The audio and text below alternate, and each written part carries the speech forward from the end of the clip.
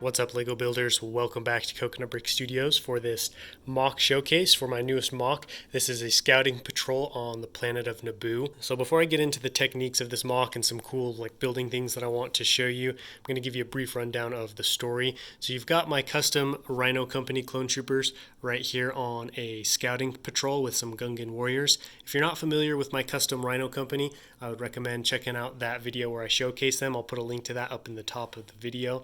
But they're just on patrol. You can see coming over this direction, then you had this guy who was off investigating what's over here in this path, coming back to report, and now they're deciding to move along in this direction on this path. They're hunting down a squad of commando battle droids. It's a pretty simple story. I felt like this mock is going to be more visual, more technique driven than story driven, just because I didn't have any grand plans for it, and I kind of just wanted to build something fun and quick. And then, obviously I had to put some kind of story, so I did this. But I don't think you always have to have some kind of grand battle or crazy story going on.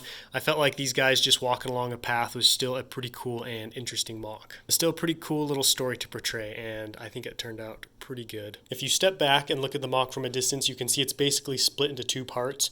Over here on this side, we've got lush grass fields, and then over here on the right, you can see we have a much thicker, more dense jungle-like foliage going on down here on the terrain. I did this on purpose. I wanted it to look like Rhino Company and these Gungans were coming out of the forest and into the grass fields that are both of which are pretty iconic areas on Naboo, and I wanted to be able to portray both. I really like that about Naboo, how there's multiple different kinds of biomes, landscapes, whatever you want to call them, that you can build in the mock. Plus, I didn't have a whole lot of jungle pieces, so I felt like it would be kind of cool to have this little transition area as they're coming out of the jungle and going into the grass fields. Got a little tree over here. Can't have a jungle without a tree. My tree building skills are not great. I do only have the one tree. I don't have a ton of tree parts.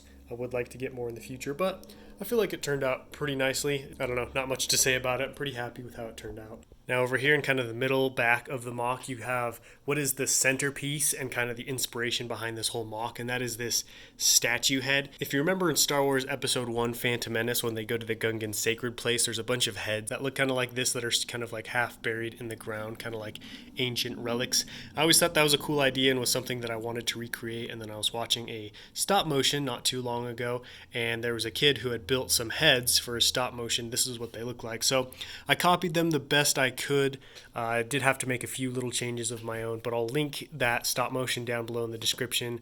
Huge shout out to that guy. I'm really glad I was able to find that. So if you want to check it out, you can do so. So after I built the head, I was like, okay, I need a mock to put it in, and that's kind of how this came about, and I wanted to have it buried.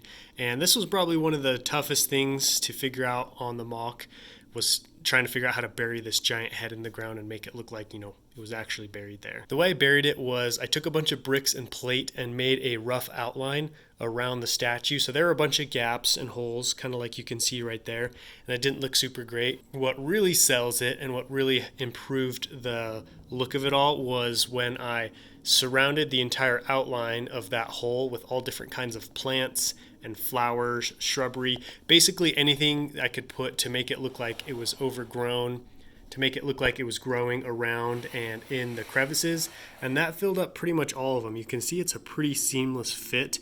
There are a couple little gaps, but that would happen even in nature. You can see right here, here's one example.